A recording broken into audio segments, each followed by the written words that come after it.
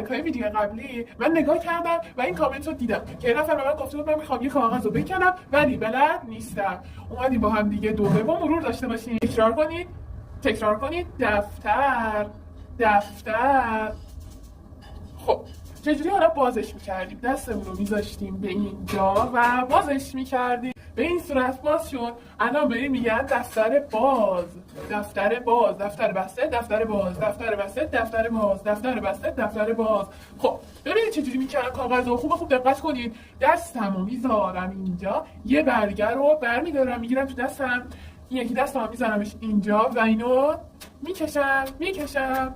تموم شد. به همین سختی تونستیم کاغذ رو بکنیم. یه خورده کار سختیه ولی شدنی بود. تکرار رو تمرین داشته باشیم. میدونم کار سختی. من خودم احتیاج به تمرکز بالا و زیاد دارم تو این کار، وگرنه هول میکنم و کاغذ اشتباهی میکنم.